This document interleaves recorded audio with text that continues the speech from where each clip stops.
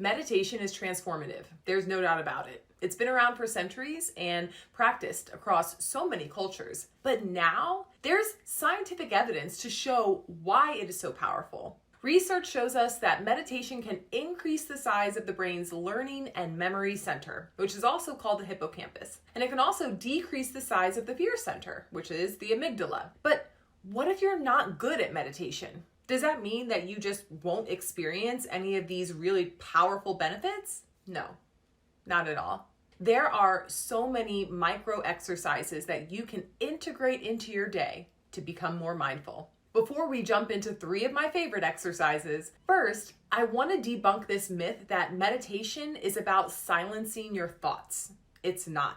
And I believed that for a long time, until I learned that meditation is about noticing your thoughts and then gently guiding your attention back to the present moment. Now, sure, some people can achieve this deep state of focus. They've really mastered their Zen, but that's not the case for most of us. And it doesn't mean that you're doing it wrong. See, the simple act of noticing your thought and catching it and then bringing yourself back into the present, it's that movement where you're developing the benefits that come with meditation. So here are 3 micro movements that you can try if you want to be more mindful, but maybe haven't quite mastered meditation just yet. First, notice your breath. This is a very classic, simple, and effective practice to help you cultivate more presence. Start by placing your hand on your belly, right above your belly button, and just notice the rise and fall of each breath.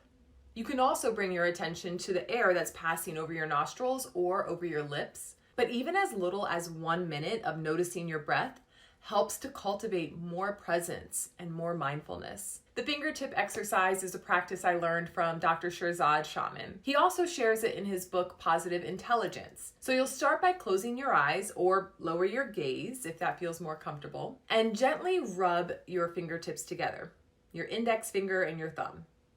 The key is to go slow. Bring your attention to where your fingertips are touching. Focus on the ridges.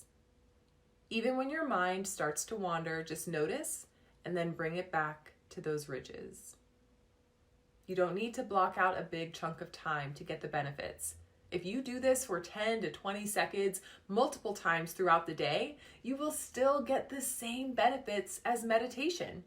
And finally, another way that you can tap into the power of mindfulness is by sinking into your senses, which we've already kind of done in the first and the second exercise, but this one is great if you feel like your brain is just always busy and maybe too busy to slow down and be still. But pick an object around you. I like to use a plant, but you can pick anything that's close to you and bring your attention to all of the little details. Notice the colors, the shape, how the light bounces off of it. Depending on the object, you could also explore other senses like touch and smell. Your brain might want to move on to the next thing, or maybe your inner voice is telling you that you picked the wrong thing. But either way, just take a deep breath and give your full attention to that object, because there is no right or wrong. Remember, mindfulness is a personal journey. There isn't a one-size-fits-all solution. The key is to find what works for you. Experiment with different techniques and find what resonates, what feels good, what fits into your day. These exercises are just the beginning. By expanding your mindfulness toolkit, you'll discover new ways to cultivate inner calm, focus, and balance. And you never know, it might just be the missing piece you've been searching for.